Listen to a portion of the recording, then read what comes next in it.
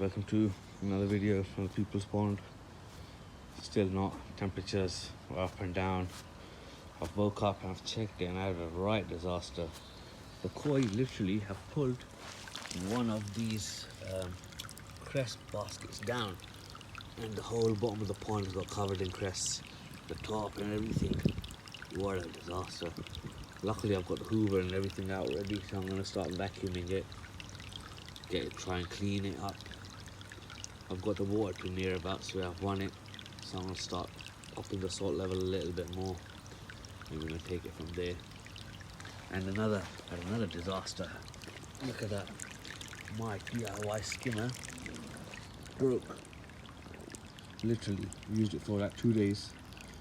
Paid like £1.99 including delivery all the way from China. Used it for 2 days and it broke. That's not good, is it? But the cress is blooming. Literally, I feel like that's doing a good job because it's grown, so it is getting the nitrate out. So that's a good thing. But it's like that fell in and it's turned the whole water kind of cloudy. My UV is off at the moment, so maybe I need to switch the UV on. So let's get to work. We've just received a double delivery. Ordered some stuff from Koi. Got a rose gel.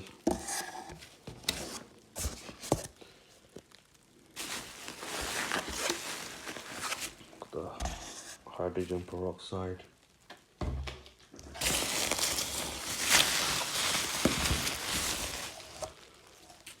The potassium permanganate.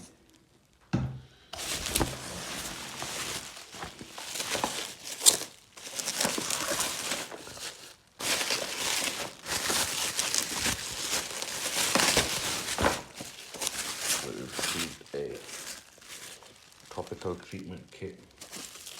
So we'll open that and you'll see what's inside this. And that also stocked up on the pond bombs, fully loaded, good to go now. Nice delivery came in today. I'm going to be treating some of the media as well, so we'll get to work on all of that today. Koi got a good selection of stuff. We'll take it outside and see what the people's pond are saying today.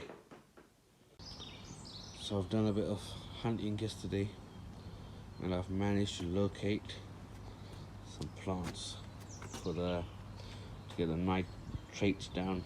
Got irises in the aquatic compost with the gravel on top. The guy, shout out to Rob if you're watching the video, gave me the mother plant. Look at that beast. I think this will get the nitrates down to 0 in like 10 seconds, the size of this plant.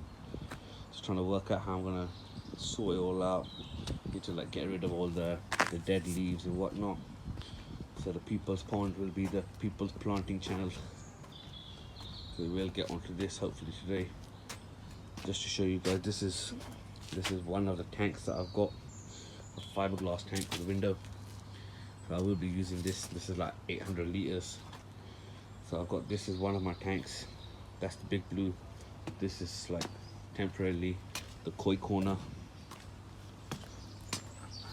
So this is where my little koi shed is, and in here I've got the little toes away. These are alright, they're chilling on their own. So I just covered them because I had a jumper and I got in touch with the guy that I bought them from, and he told me that they can jump 12 inches, like literally with the flow of water they can. So I've just got this and I've got a little net in there as well, just to try and keep them in there. This is only running on a pressure filter.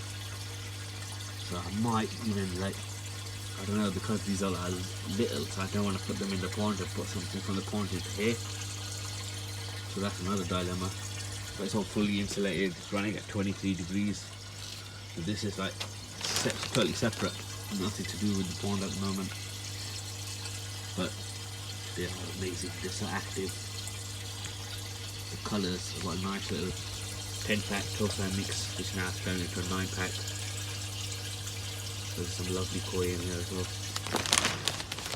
Got a little air vent for them. I feed them the 20 koi gross. They love this. So this is the next stage.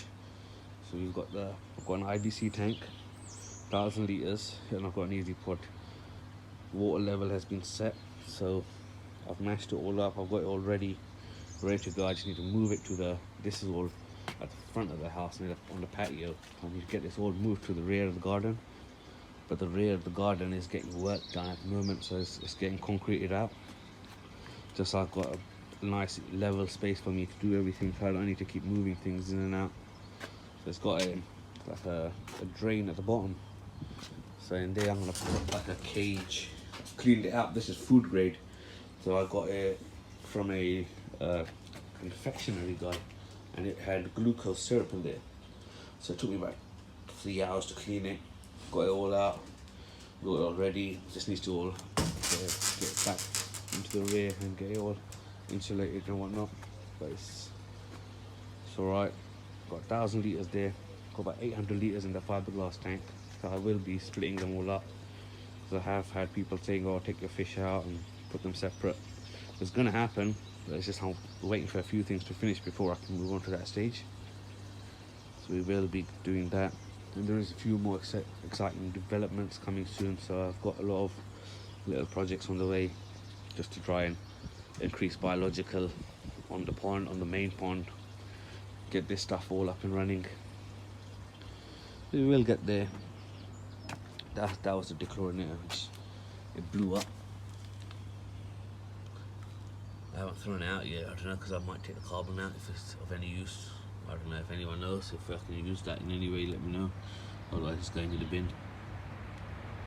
For the amount of crest that is coming to the surface, what a disaster. And that caused me a lot of trouble overnight. I checked it at 2 a.m. I came and checked on it. It was fine. So since then, one of these hungry water pigs has pulled it somehow, and it's gone in. And they just increase my workload by the day. But they do look amazing, don't they? With the foam on the top.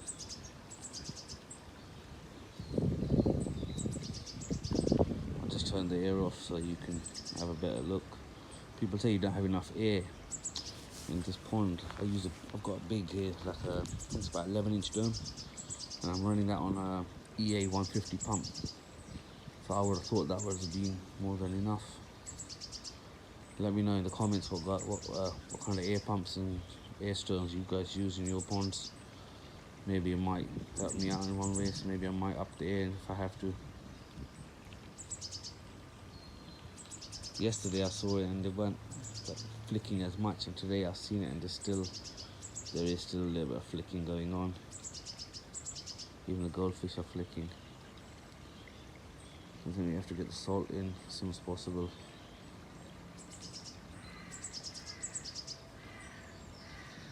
But they don't look like this. But one chagoi which had fin rot, and that is developing like an open wound on its side. So that's one of the reasons why I bought the topical kit. You can see it there. Like that chagoi there, like that had fin rot, and I treated it and it got better. And now since I've had to put it back in this pond, it started to go worse again. So I'll have to treat this one way or another. I'm not looking forward to like sedating, but I'm gonna give it a go. And this hobby is a total learning curve, so I will be learning how to do that. Hopefully it's alright and it doesn't go bad. But we will be treating her. But yeah, there is flicking going on. Yeah, let me get this pond cleared up and I'll get back to you in a second. I'll just show you what is in the Kasuri topical treatment kit.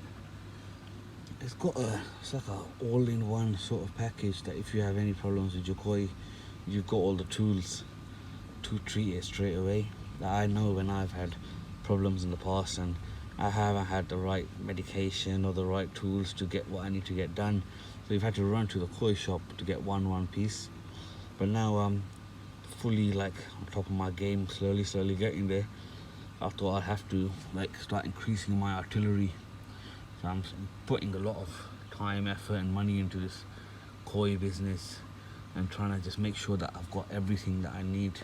So this is a good bit of kit. Yeah, koi sedative, top coat sealer, the anti-bac, the Rockall wound cleaner, aura adhesive, and you get the swabs and gloves and like an instruction manual of what to do. So that is a good bit of kit to have like in your arsenal.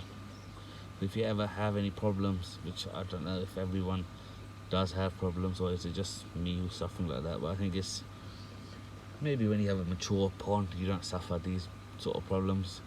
You might have the odd parasite or whatnot, but it's, I think the nitrite, nitrate, everything is all controlled.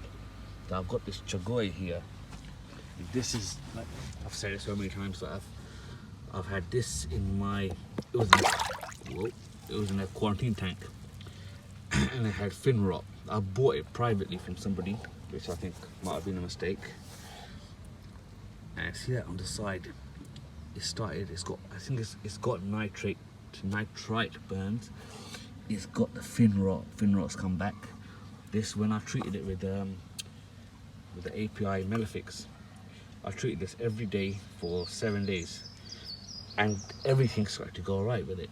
And now since I put in this pond, and this pond has got a lot of issues on its own with high nitrite, and the water parameters aren't that good, the water quality, the chemistry isn't good, so it started to develop. See that redness, it's got the burns on the side. That is not good. Shit.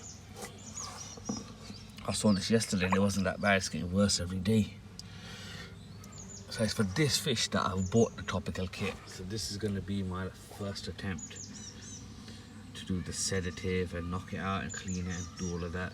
So I'm going to get to grips with what to do, and that hopefully is going to be a project that, well, it could be that I'll get it done today, or if not today it's going to be tomorrow, but it's going to be as soon as possible because this fish is in a bad way.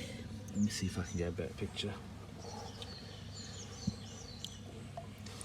Come on mate, come on. Yes, it's totally red on the side. See, even the top fin is bad. It's in a bad way. Maybe I might get to work on this today.